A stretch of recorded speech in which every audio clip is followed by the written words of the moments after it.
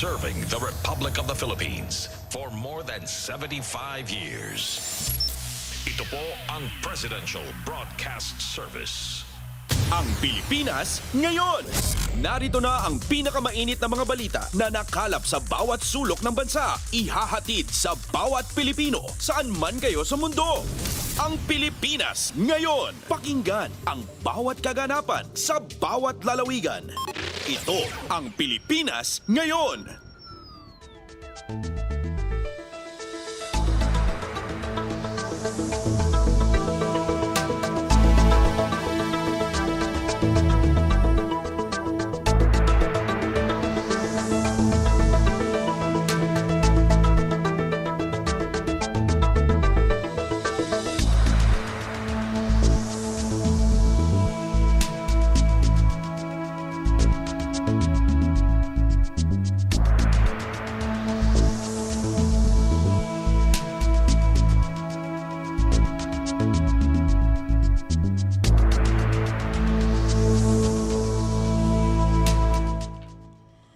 Magandang araw po sa ating mga tagapakinig. Welcome po muli sa ating programang Ang Pilipinas Ngayon. Napapakinggan po ninyo saan mang bahagi ng mundo sa pamamagitan ng ating himpilang Radyo Pilipinas, World Service ng Presidential Broadcast Service. Napapakinggan po tayo sa mga sumusunod na shortwave frequencies sa 9.960 MHz, 12.120 MHz at 15.190 MHz. Ako po si Ven Blones. Samahan po ninyo ako sa kabuuan ng ating programa. Ngayong araw na ito, kapapalooban pa rin po ng ilan sa mga mahalagang balita mula dito sa ating bansa. Kasama na ang mga segmentong business, sports, showbiz at ang mga ulat mula sa iba't ibang rehiyon at lalawigan dito sa Pilipinas para sa ating regional news. Samantala, nais po namin kayong imbitahin na bisitahin ang ating Facebook page, ang Radyo Pilipinas World Service. Paki-follow, like at share na rin po. Antabayanan, sa inyo na sa ilang sandali ang kabuuan ng ating programang Ang Pilipinas Ngayon. Kumpleto, detalyadong balitaan, di papahuli sa mahahalagang kaganapan. Kamustahin ang inang bayan, ang Pilipinas ngayon.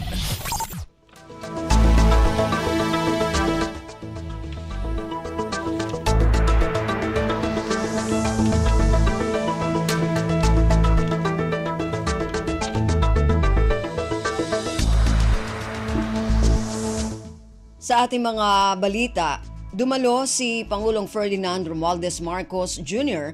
sa opening ceremony ng Asia-Pacific Ministerial Conference on Disaster Risk Reduction o APMCDE o CDRR 2024. Ang okasyon ay ginanap sa Philippine International Convention Center o PICC sa Pasay City nitong Martes, Oktubre 15.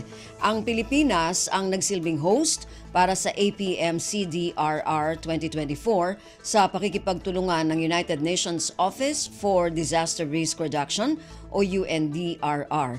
Nagtipon ang mga gobyerno ng iba't ibang bansa para sa APMCDRR 2024 kasama ang mga organisasyon ng mga international, national at civil society, pribadong sektor at science, academia and stakeholder groups upang mapabilis ang progreso sa pagpapababa ng disaster risk sa rehiyon ng Asia-Pacific. Narito ang kabuuang talumpati ni Pangulong Ferdinand Romualdez Marcos Jr. sa naturang kaganapan. Good morning to you all and a very warm welcome to the Philippines. We are a nation that is an archipelagic one consisting of over 7,600 islands. And we take pride in our beaches, in our world-class diving sites, our breathtaking landscape. And all this draw visitors from all over the globe. But while nature has gifted us with natural wonders, it also reminds us of its formidable power over and over again. Unfortunately, our beautiful country is located along the Pacific Typhoon Belt, in the midst of the Pacific Ring of Fire. We are visited by more than 20 tropical cyclones and experience around 500 magnitude 4.0 and above earthquakes in 1 year. We also have around 24 active volcanoes. These are compounded by the increasing frequencies of hazards brought about by climate change, which makes the Philippines at risk and in our landscape making our landscape even more complex, our people even more vulnerable. Much has been said about the resilience of Filipino spirit, but let us remember that strength was forged out of adversity over centuries of facing storms and earthquakes, adapting and rising once again with a renewed vision and purpose. Just recently, the southwest monsoon, or Habagat, enhanced by Typhoon Gaimi, locally known as Karina, inflicted more than $82 million in agricultural damage. That figure only scratches the surface. The true measure of our losses lies in the human cost, the homes that have been destroyed and have to be rebuilt, the livelihoods that have been lost that may never come back, and the lives irrevocably changed. Resilience and sustainability must underpin the national agenda of our economy. This recognizes that all our efforts in economic planning are fragile in the face of calamities and disasters. For us, the stakes are existential, the consequences generational, and the policy environment increasingly complex. However, this narrative is not unique to the Philippines. Across the Asia-Pacific region, nations like ours grapple with similar trials. We share a common struggle, navigating the balance between continued economic growth and dealing with the ever-present threat of disasters. The Asia-Pacific region also stands as a testament to the unwavering spirit of its people. From the tsunami in the Indian Ocean to Typhoon Haiyan in the Pacific Ocean, from the earthquakes in Nepal to floods in South Asia, our nations have conquered monumental challenges. Still, we remain as the world's engine of growth, steering the global economic recovery in the wake of the pandemic. We must strive to create a future where the need for recovery becomes less frequent, as we lay the foundations for a safer, more adaptive, inclusive, and disaster-resilient region. So as we convene for the 2024 Asia-Pacific Ministerial Conference on Disaster Risk Reduction, we find ourselves at a critical juncture. With the theme Surge to 2030, Enhancing Ambition in Asia-Pacific to Accelerate Disaster Risk Reduction, we are now called to lead the global effort to reduce disaster and climate risks, protect our people, and build sustainable economies. The Sendai Framework for Disaster Risk Reduction 2015 to 2030 gave the international community profound guidance in our disaster risk reduction efforts. Our path now is to redouble and to synergize our efforts to accelerate its implementation. It also remains crucial to align our goals under this framework with the 2030 Sustainable Development Goals, the United Nations Framework Convention on Climate Change, and the Paris Agreement. We must harmonize our approaches and pursue meaningful actions under these mandates to secure a sustainable and climate-resilient future. The surge to 2030 involves key steps. We must significantly increase our investments and develop financing mechanisms in disaster risk reduction. Sustained and predictable data and financing would help address disaster risk better. This entails ensuring that developing countries, particularly the least developed countries, landlocked countries, and small island developing states are provided greater access to these resources to advance their policies and build disaster resilience.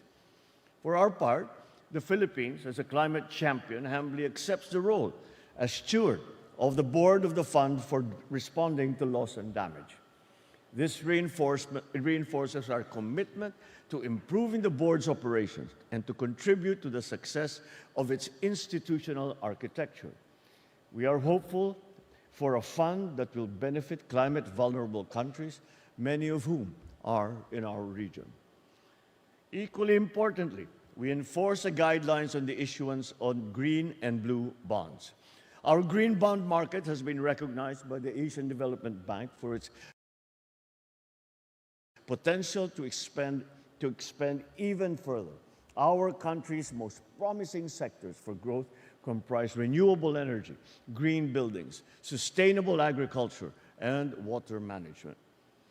Given our archipelagic nature and the looming threat of climate change, investing in the blue bond market is also essential to ensuring the responsible stewardship of our natural wealth, the safeguarding of our coastal communities, and the sustainable growth of industries like fisheries and tourism. Second, we must embrace inclusion. Disasters disproportionately impact people, and they exacerbate existing inequalities. Building stronger societies requires addressing the needs of the most vulnerable, the very young, the very old, the sick, the indigenous peoples, marginalized communities. We must ensure that every voice is heard and every person is empowered to contribute to disaster risk reduction and receives the assistance that they need if the time comes. Third, we must acknowledge that climate change and disasters are catalysts for human displacement. This necessitates forward-thinking policies that create safe pathways for migration and to support those displaced by disasters so that they can rebuild their lives with dignity and security. On our side, we remain steadfast in empowering our local authorities and working closely with our youth to implement nature-based and ecosystem-centered solutions that not only address their unique challenges, but also honor their local traditions and practices. Fourth, innovation must be at the heart of all our strategies. Advancements in technology, data analytics, early warning systems can revolutionize our disaster preparedness and our response. Fifth, coordination and collaboration are the cornerstones of our whole-of-nation approach. By engaging all of our stakeholders, we ensure that we collectively identify the needs, address the gaps, and anticipate the risks ahead of us. And six, fostering open dialogue is essential in bringing our sectors together, promoting both convergence and coherence in our efforts. As such, we carry out regular assessments, regular critiques, ensuring that our policies on disaster risk reduction remain consistent and effective. And seventh, we place great value on the engagement of our private sector, particularly in advancing investments and practices in environmental, social, and governance areas. Through collaborative research, information sharing, and innovative financing, we continue to strengthen and deepen our partnerships with these key stakeholders. And finally, we must advocate for stronger international legal frameworks that guide disaster prevention and response. The Philippines is proud to lead the initiative towards developing an international legal instrument for the protection of persons in the event of disasters. This endeavor aims to fill critical gaps in international disaster response laws, uphold the rights and dignity of affected persons, establish clearer obligations, and enhance humanitarian coordination. As we chart our course to a more inclusive and resilient Asia-Pacific, let us draw inspiration from the stories of resilience that are embedded in our region. From communities that rebuilt after Typhoon Haiyan, to cities that fortified their infrastructure after earthquakes, to grassroots organizations that equip citizens with life-saving skills, we are surrounded by many good examples of what is attainable when we act with foresight, determination, and purpose. And finally, this conference presents us with a grand opportunity to send a powerful message to the world. The Asia-Pacific is not only prepared to overcome the trials of tomorrow, we are also ready to lead in disaster risk reduction and climate action.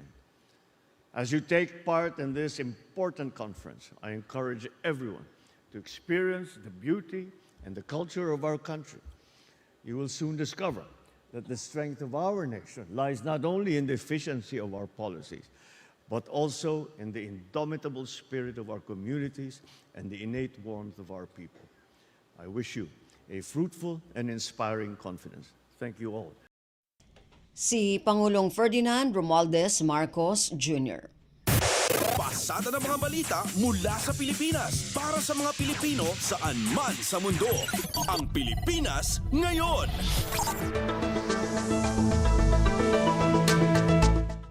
Samantala, pinangunahan ni Pangulong Ferdinand Romualdez Marcos Jr. ang isang salo-salo para sa mga lalahok sa Asia-Pacific Ministerial Conference on Disaster Risk Reduction o APMC-DRR ngayong taon. Ang salo-salo ay ginanap sa palasyo sa Malacanang nitong Lunes, Oktubre 14. Ang APMC-DRR 2024 ay itinuturing na isang plataporma upang palakasin ang implementasyon ng Sendai Framework for Disaster Risk Reduction 2015-2030. Ito ay blueprint o plano upang maiwasan at mabawasan ang mga bago at kasalukuyang panganib sa mga rehiyon sa buong mundo na madalas makaranas ng mga sakuna at kalamidad. Narito ang mensahe ni Pangulong Ferdinand Romualdez Marcos Jr. kaugnay ng naturang kaganapan. I would like to extend a warm welcome to all of you as we gather here in Manila for the 2024 Asia-Pacific Ministerial Conference on Disaster Risk Reduction. It is an honor for the Philippines to host this gathering of experts, scientists, policymakers, practitioners, bound together by a common purpose. For many years, the Philippines has stood on the front line of the climate crisis. Our geographical location exposes us to hazards such as typhoons, earthquakes, tsunamis, and volcanic eruptions. Each of these challenges has tested the resilience of every Filipino and the strength of our spirit as a nation, as of course it has done to your countries as well. Yes, yet it is through these very trials that we have become more resolute and resolved in advancing data-driven and sustainable solutions to protect the well-being of all our people. This conference comes at a time when our work to implement the Sendai Framework for Disaster Risk Reduction is more urgent than ever. Here we can learn from each other, strengthen partnerships, identify innovative ideas, and adopt best practices. Our vision is clear: to reduce disaster risks and losses, and in doing so, protect lives, livelihoods, and the social and economic assets that underpin our societies. At the heart of our efforts, all our efforts, is climate change, an issue that we have integrated in our national and regional policies. From investment strategies to policy implementation, disaster risk reduction and climate change adaptation and mitigation are now central to how we shape our future. I think it would not be an exaggeration to say that amongst the government workers, whenever there is a discussion or a planning session, there is no longer even a single conversation that we have that does not include an aspect of adaptation, mitigation to climate change. That is how primordial it has become in our everyday lives. However, the increasing frequency and severity of national hazards call for deeper innovation, for closer cooperation, and for sustained commitment from all of us. Through this conference, we are presented with the opportunity to explore new avenues of collaboration, especially in leveraging science and technology to alleviate the impact of climate change and ensuring that disaster risk reduction financing is accessible to all. By harmonizing all of our efforts, I trust we can build an Asia-Pacific region that is truly adaptive, inclusive, resilient, and sustainable. To the future that we are shaping through this conference, and I invite you, everyone, to join me for a toast. In pursuit of mitigating disaster risks, where nations rise above adversity, here is to best practices and the lasting and deeper friendship among our country and our people towards a sustainable future where no one is left behind. Cheers. Si Pangulong Ferdinand Romualdez Marcos Jr. Ang Pilipinas ngayon, kasama si Ben Blones.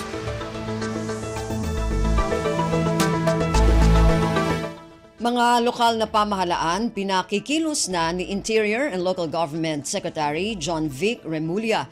Kaugnay nito, iniulat ni Remulla na aabot na sa 87.87% ng mga lokal na pamahalaan sa bansa ang nakapagbalangkas na ng Local Disaster Risk Reduction and Management Plans, habang 71% ang may sarili ng Local Climate Change Action Plans. Ang detalye ng balitang ito mula kay Mary Ann Bastasa. Kaisa si Interior and Local Government Secretary John Vic Remulla sa panawagan na agarang pagkilos ng bawat sektor kasama na ang mga lokal na pamahalaan tungo sa disaster risk reduction.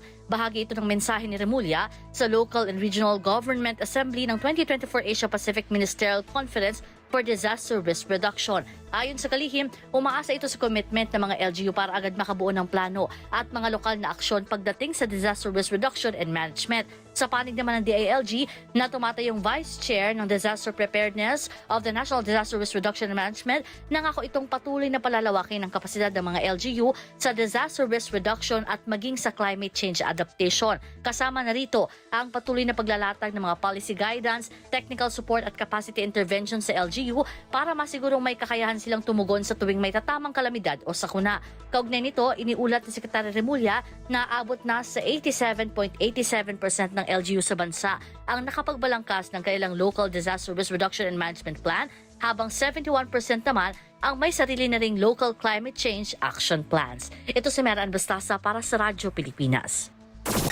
Kumpleto, detalyadong balitaan, di papahuli sa mahahalagang kaganapan. Kamustahin ang inang bayan, ang Pilipinas ngayon.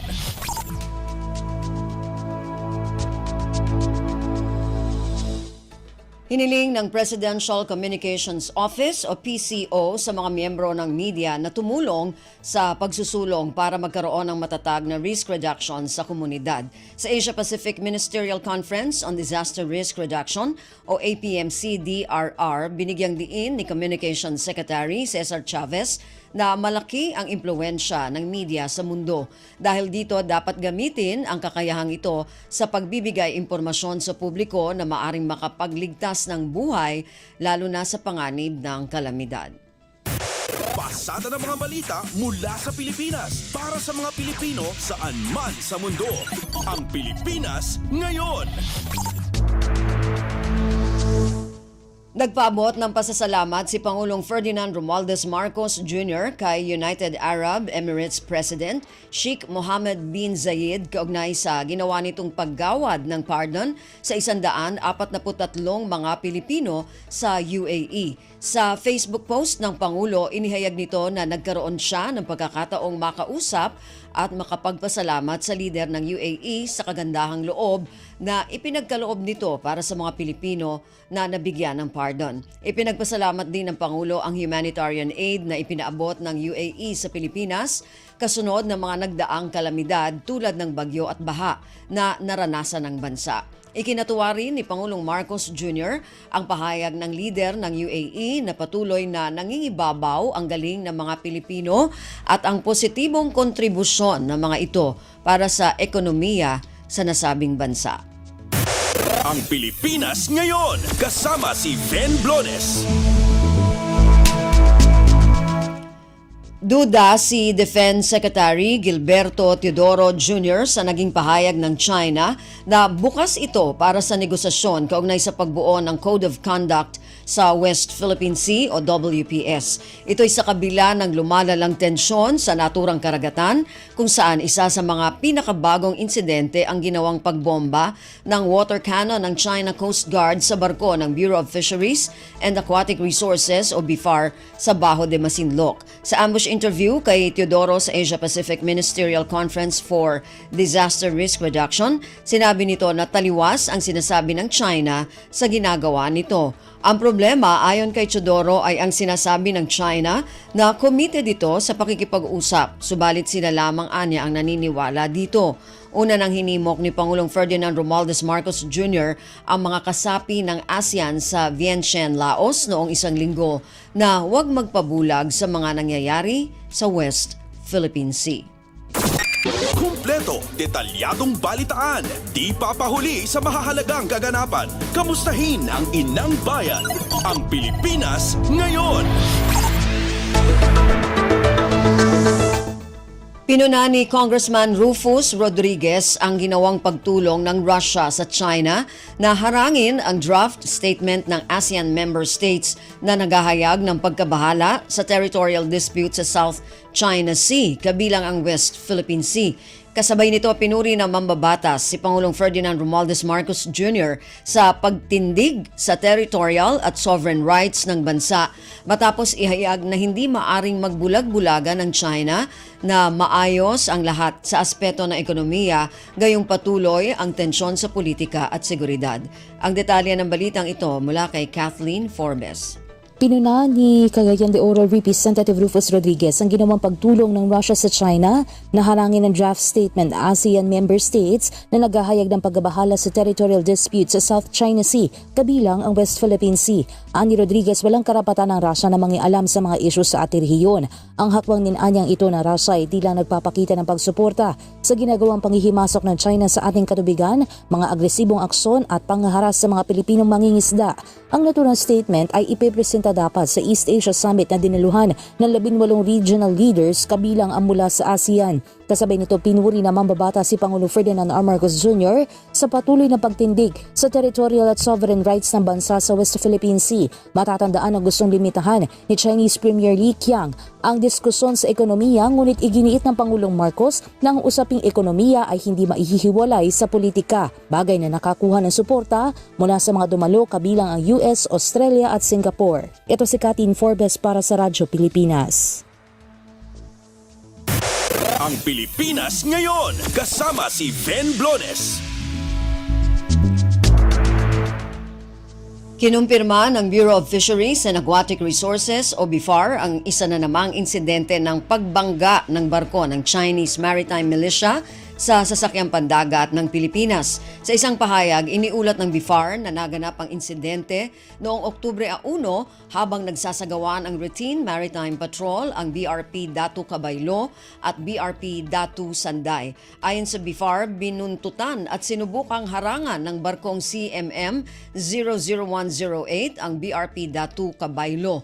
Ginitgitan niya ng Chinese vessel ang BRP Datu Cabaylo o MMOV 3001 habang dahan-dahang papalapit ito sa Pag-asa o Sandy Cay. Ayon sa BIFAR, nagtamo ng minor dents ang kanilang sasakyang pandagat, partikular sa starboard bow nito. Sa kabila ng insidente, nakumpleto pa rin ng BIFAR vessels ang kanilang maritime patrol at ligtas na nakadaong sa Pag-asa Sheltered Port. Pasada ng mga balita mula sa Pilipinas para sa mga Pilipino saan man sa mundo. Ang Pilipinas ngayon.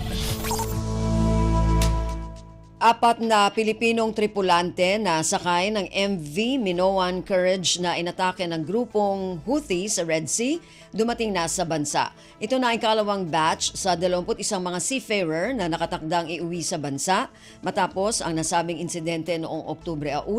Ang detalye ng balitang ito mula kay Diane Lear. Dumating na sa Pilipinas ang 4 na Pilipinong tripulante na sakay ng MV Minoan Courage na inatake ng missile ng grupong Houthi habang dumadaan sa Red Sea.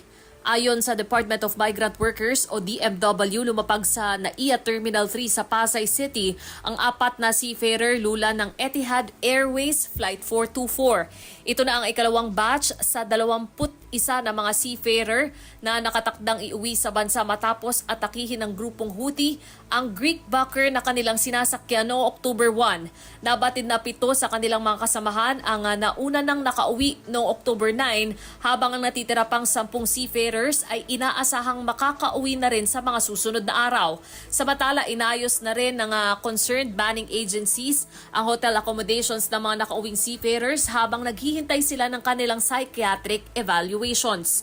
Tiniyak naman ng DMW at OWA na makatatanggap din sila ng tulong mula sa pamahalaan.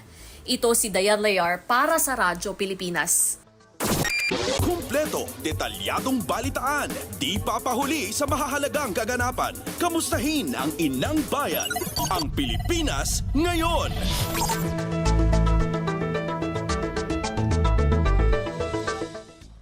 Malaki na ang nabawas sa bilang ng mga Philippine Offshore Gaming Operators o POGO sa Pilipinas. Kasunod ito ng pagpapahinto ni Pangulong Ferdinand Romualdez Marcos Jr. sa operasyon ng POGO dahil sa mga iligal na aktibidad nito.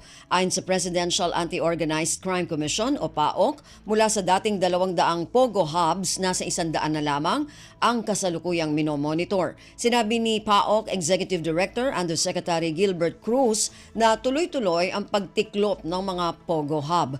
Tiwala si Cruz na tuluyan ng mabubura ang lahat ng iligal na POGO sa bansa. Pasada ng mga balita mula sa Pilipinas para sa mga Pilipino saan man sa mundo. Ang Pilipinas ngayon.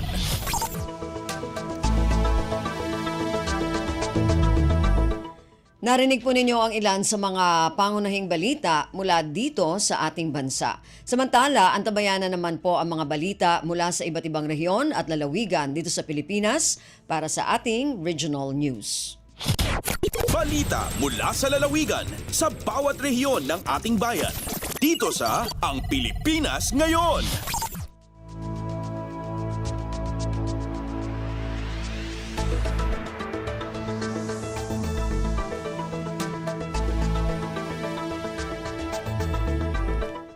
Dumako na tayo sa ating regional news. Unahin natin ang mga balita mula sa rehiyon ng Luzon.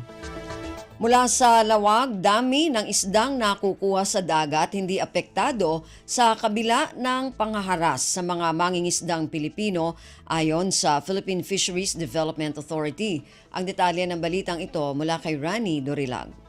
Saan ang naapektaran ti maysa kadagiti kadakkelan na kliyente ti Philippine Fisheries Development Authority. Kadagiti naglabas nga insidente ti may pagrup a panagharas kadagiti mangalap iti West Philippine Sea iti Calabes. Segon kini PFDA Suwal Fishport Manager Nasil Abdul, iti usapang agrikultura program saan ay nadumanon dagiti 20 a fishing vessels ti kliyente da. Iti lugar ang mapagin inagawa na paset ti kadandanuman gaputa adda ti bukod a fish aggregating device wenno payaw a pagkalkalapan da iti ikan. Rason asaan na may raman digitoy iti paset ti pagin-inagawan a kadandanuman. Hindi naman po sila actually apektado doon sa kasi ang area po nila ay hindi na umaabot doon sa talaga yung nababalita na mga hinaharang ng ating karatig bansa ng China. Meron po silang sariling mga tawag nila doon yung mga fish aggregating device or payaw, doon na po sila nang huli ng mga isda nila. Paset ti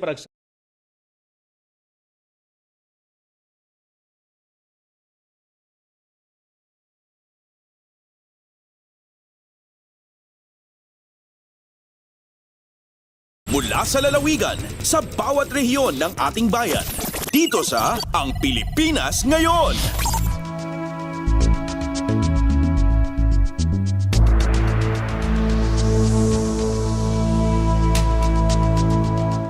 Maraming salamat, Rani. Yan ang ulat mula sa lawag. Samantala, dumako naman tayo sa Agoo, mga natatanging guro ng La Union, kinilala ng pamahalaang panlalawigan. Ang detalye ng balitang ito mula kay Albert Kawile.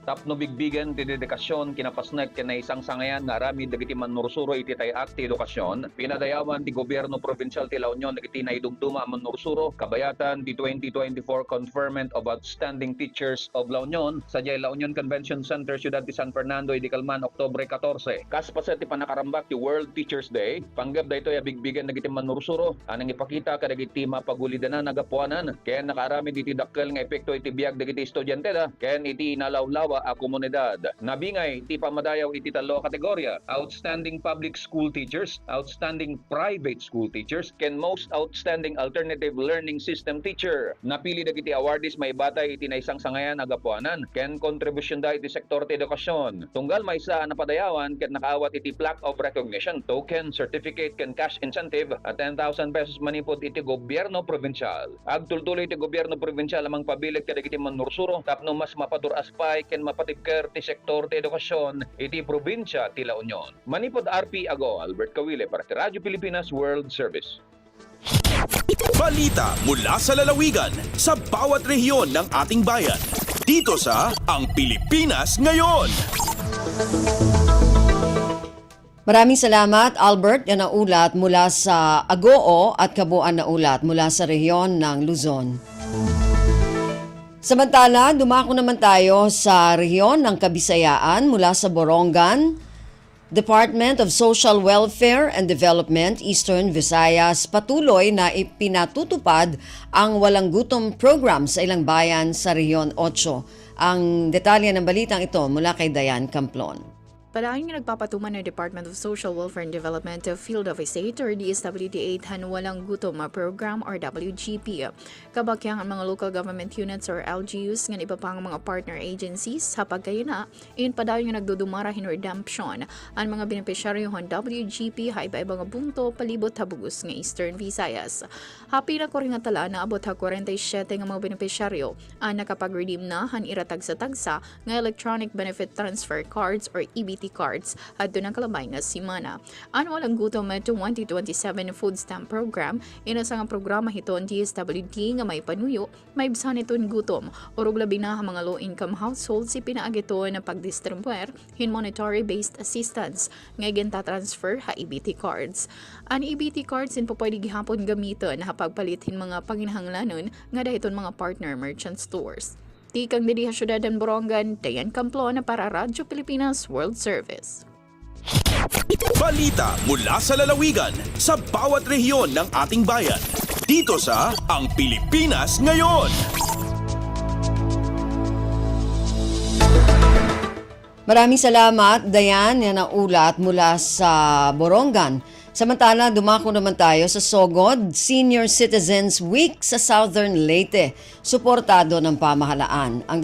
Ang detalye ng balitang ito mula kay Gemma Destriza. Narito. Sunod-sunod na ang mga kalihukan karon sa senior citizens diri sa lalawigan sa Southern Leyte. Sadya og malipayon ang mga senior citizens sa lungsod sa San Francisco nga misalmot sa ilang kalihukan sa Elderly Week celebration uban sa tema karong tuiga, Senior Citizens Building Nation, Inspiring Generations. Mihatag si diyang mensahe si Mayor Benny Teozon kinsa mihatag og importansya sa mga senior citizens sama kaniya nga usa na usab ka senior citizen uban sa paghatag og daghang programa o kadyuhan sa gobyerno. Mihatag usab sa iyang mensahe si Police Brigadier General Reverend Father Jason Ortezo kinsa mo'y kandidato pagkamayor alang sa 2025 midterm election. Ubos sa lakas CMD Party. O matud pa ni Ortezo, iyang suportahan ang mga senior citizens kinsa nakahatag og dakong tabang diha sa atong komunidad. Balita gikan sa lungsod sa San Francisco, Southern Leyte, Gemma Destriza Narit, Radyo Pilipinas World Service. Balita mula sa lalawigan sa bawat rehiyon ng ating bayan. Dito sa Ang Pilipinas Ngayon. Maraming salamat, Gemma, mula dyan sa Sogod. At yan naman po ang kabuuan na ulat mula sa rehiyon ng Kabisayaan. Samantala, dumako naman tayo sa rehiyon ng Mindanao mula sa Cagayan de Oro. Mga alituntunin para sa Oro Kasanag Award pinaplansya na. Ang detalye ng balitang ito mula kay Kokoy Medina. May pailawom sa orientation ang mga focal person sa pipila ka mga barangay nga sakop sa Barangay Council for the Protection of Children or BCPC.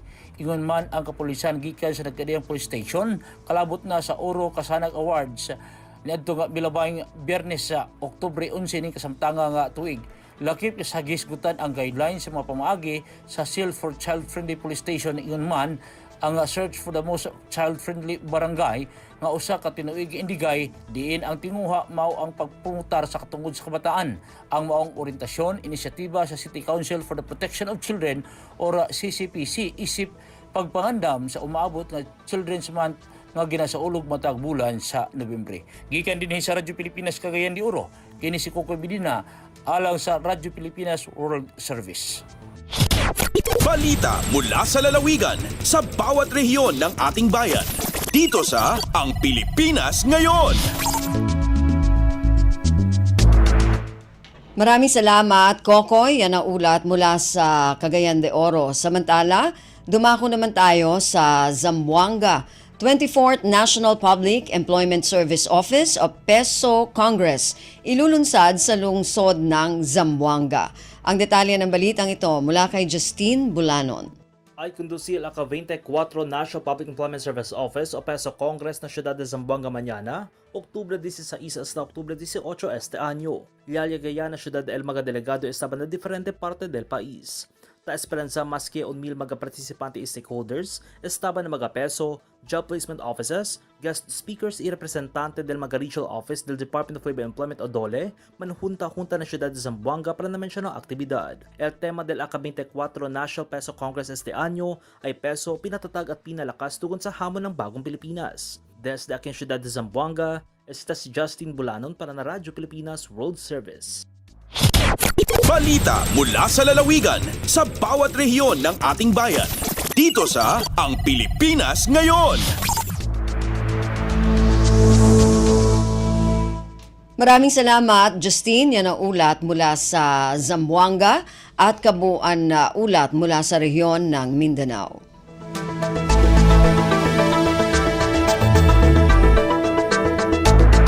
Narinig po ninyo ating regional news para sa araw na ito. Kalipunan ng mga balita mula sa iba't ibang rehiyon at lalawigan dito sa Pilipinas. Samantala, antabayanan naman po ang ating mga segmentong business, sports at showbiz.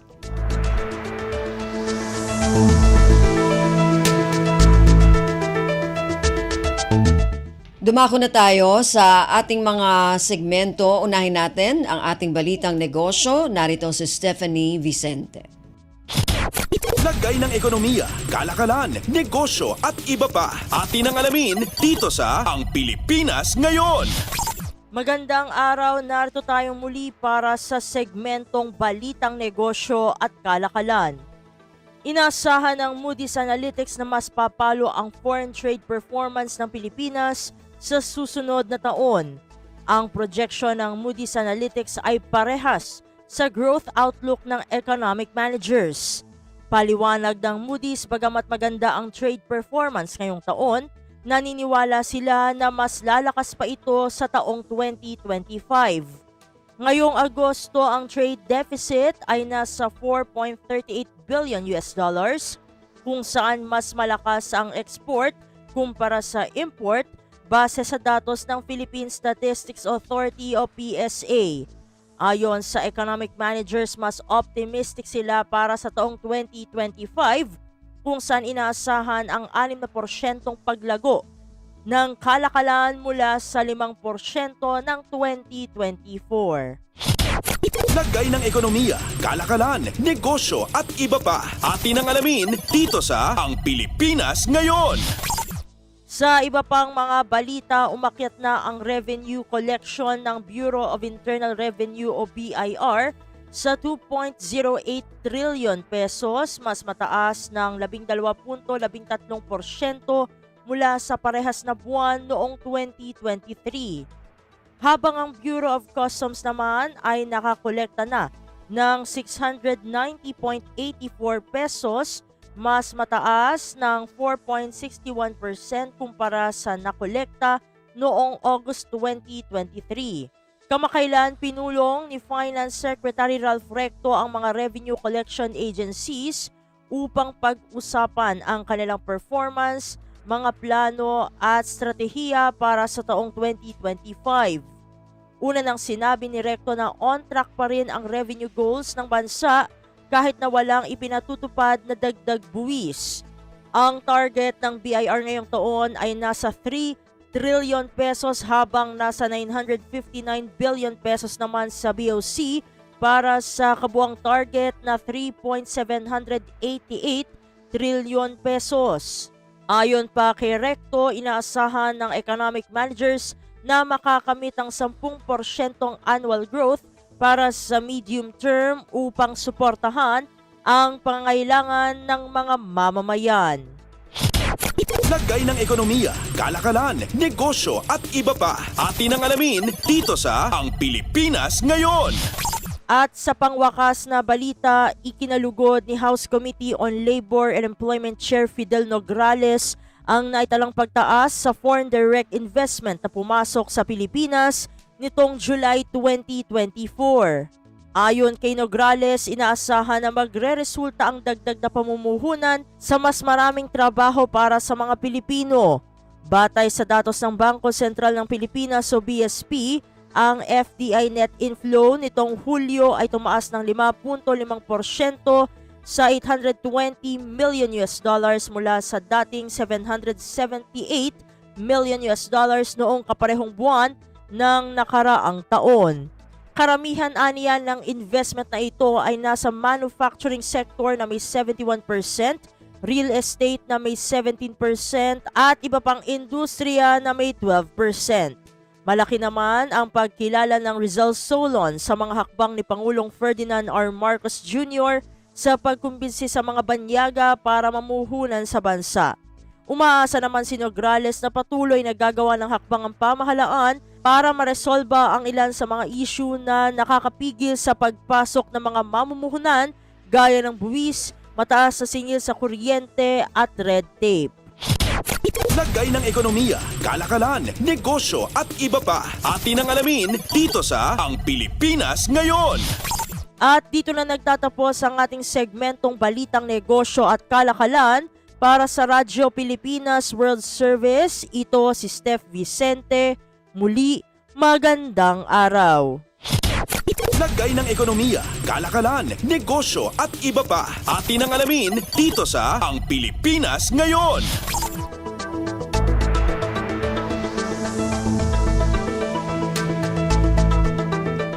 Maraming salamat, Steph. Yan ang ating balitang negosyo. Samantala, para sa ating balitang pampalakasan, narito naman si Leo Magbayo.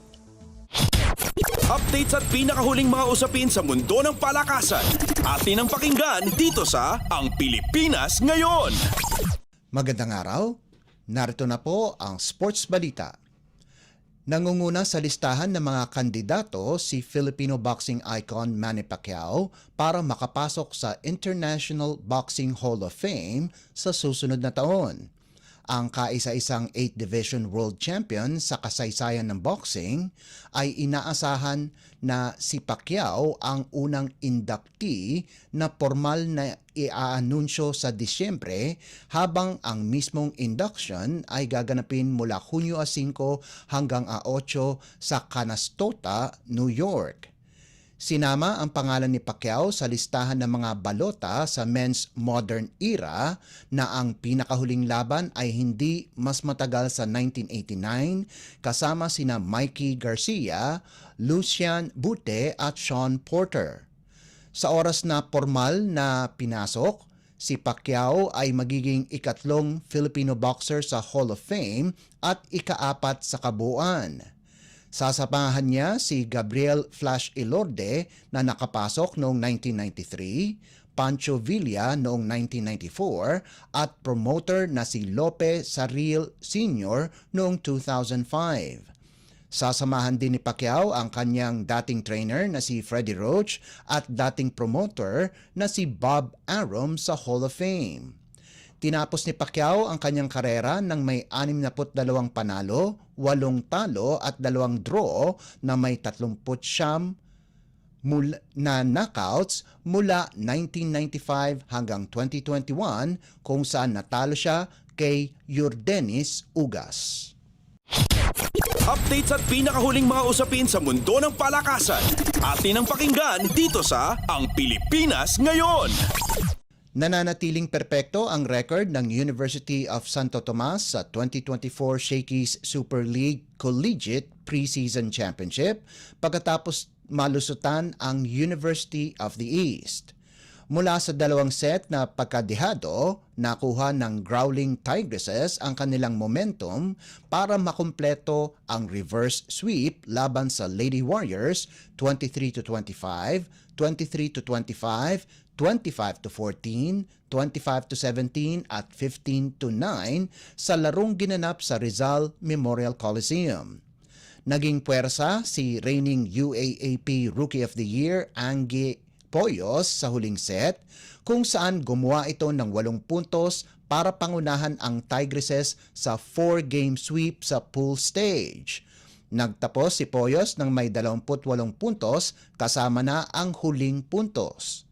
Para sa Lady Warriors, ito na ang kauna-unahan nilang talo sa torneo.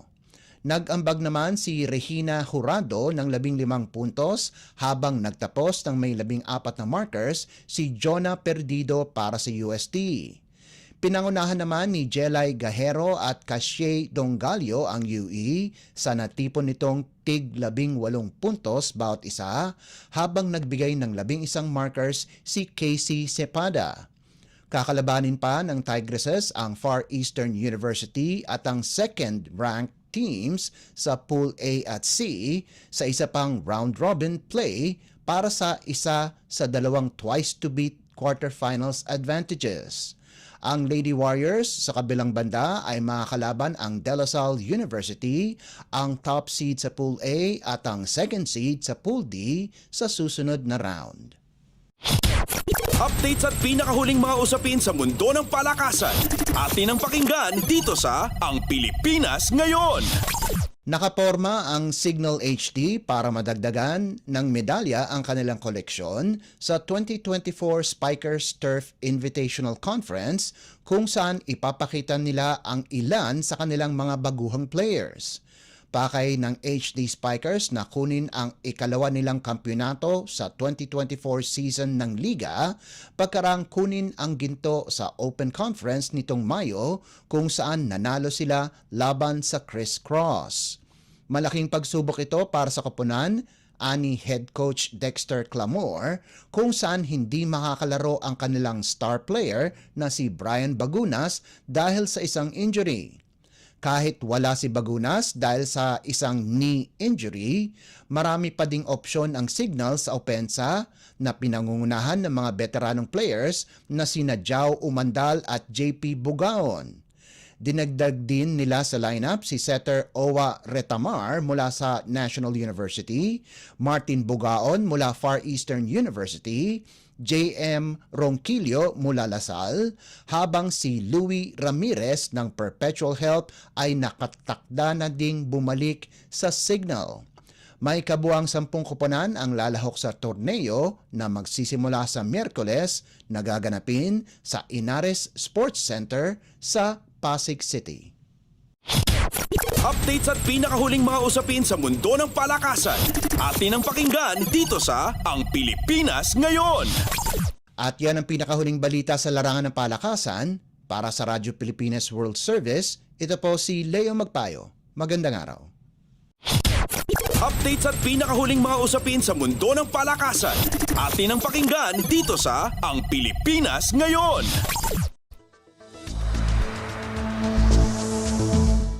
Maraming salamat, Leo. Yan ang ating balitang pampalakasan. Samantala, para sa mga nag-aabang ng mga chismis mula sa mundo ng showbiz. Para sa ating showbiz balita, narito naman si Mama JT.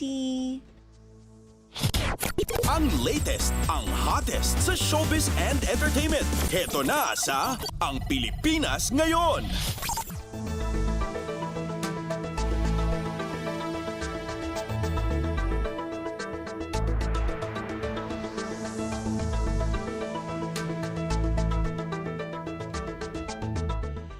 Magandang araw sa ating mga chismoso at chismos ang nag-aabang ng mga trending na balita sa mundo ng showbiz. Ito na ang ratsyada ng mga chika.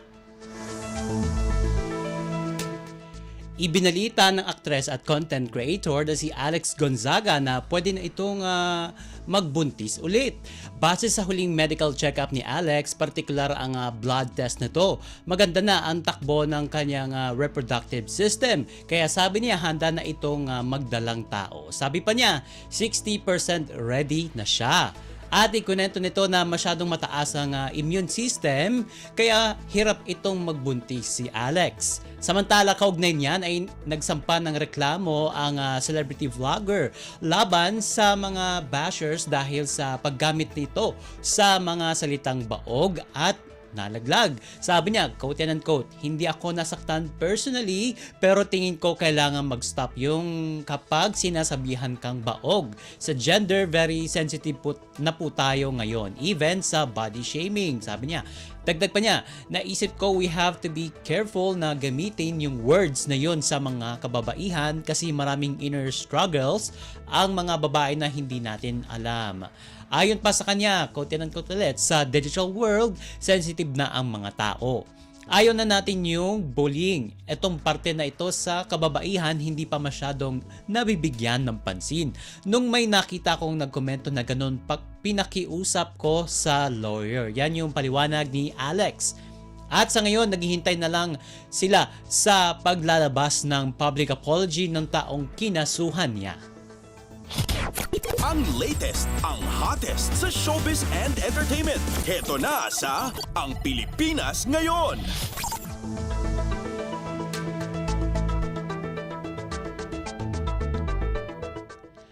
Sa iba pa nating chika for today, inaabangan na ng fans ni Paolo Avellino at Kim Chiu ang kanilang highly anticipated first movie together. Sa isang Instagram post ng Star Cinema nitong Oktubre 14, inanunsyo nila ang pinakahihintay na proyekto ng Kim Pao. Ito ay ang My Love Will Make You Disappear na idinirect ni Chad Vidanes. Matatanda nga nakitaan ng chemistry itong sina Kim at Paolo simula nung gumanap sila sa Philippine adaptation ng Korean TV series o sa TV series na Linlang. Yan yung sa Filipino adaptation. Nasundan pa nga ito ng Filipino adaptation ng Korean series naman ng What's Wrong with Secretary Kim na idinirect ni Chad sa ilalim ng VU at ABS-CBN partnership na iproduce ng Dreamscape Entertainment. Ang latest, ang hottest sa showbiz and entertainment. Heto na sa Ang Pilipinas Ngayon.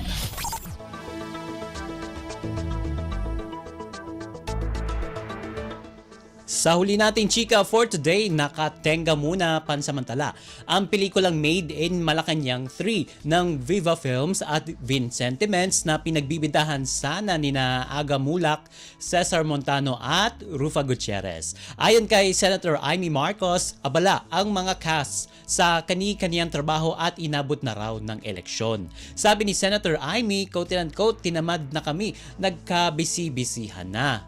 At nauna nang naibalita na sa Hawaii sa Amerika pa dapat kukunan ang kabuuan ng naturang pelikula na may titulong Mabuhay Aloha Mabuhay mula pa rin sa direksyon ni Daryl Yap. Ngunit nilinaw naman ni Senator Amy na matutuloy pa rin ang naturang pelikula, ngunit hindi na ito may papalabas ngayong taon o sa 2025. Wala pang anunsyo kung kailan ang target screening ng huling sequel ng Made in Malacanang.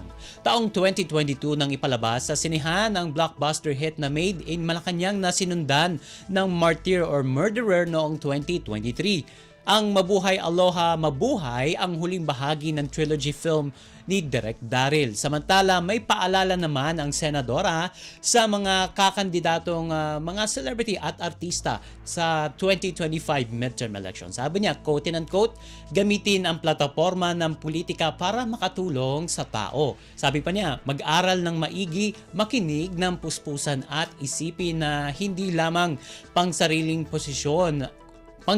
ang posisyon, kundi serbisyo publiko talaga. Yan ang kanyang statement. Ang latest, ang hottest sa showbiz and entertainment. Heto na sa Ang Pilipinas Ngayon.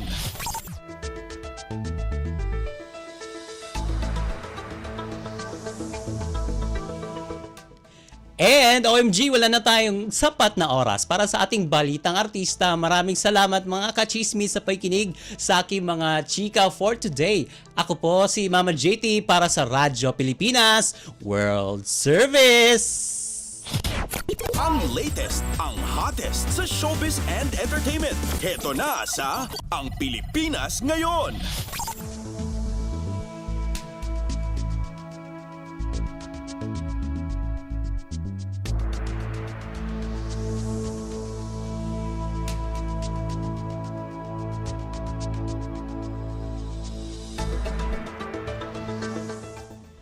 Maraming salamat kay Mama JT para sa ating showbiz balita. Narinig po ninyo ang kabuuan ng ating programa ngayong araw na ito. Magpapasalamat muna tayo sa mga nakasama natin sa ating programa ngayong araw. Sa ating technical side, kina Milo Jonella, Susan Aison at Anthony Pimentel. Maraming salamat sa ating executive producer kay Jerome Toledo, sa mga nakasama natin sa ating mga segmento para sa ating balitang negosyo, kay Stephanie Vicente, sa ating balitang pampalakasan kay Leo Magpayo, sa mga kasama natin na nag-ulat mula sa iba't ibang rehiyon at lalawigan dito sa Pilipinas, para sa ating regional news at sa ating station manager na si Mr. Ray Sampang. Hanggang sa susunod na edisyon ng ating programang Ang Pilipinas Ngayon, ako pong muli si Ven Blones. Maraming salamat po at mabuhay po tayo mga Pilipino. At yan ang Pilipinas Ngayon. Muling samahan si Ven Blones sa parehong oras at alamin ang pinakahuling mga kaganapan at balita saan man kayo naroon. Ang Pilipinas Ngayon.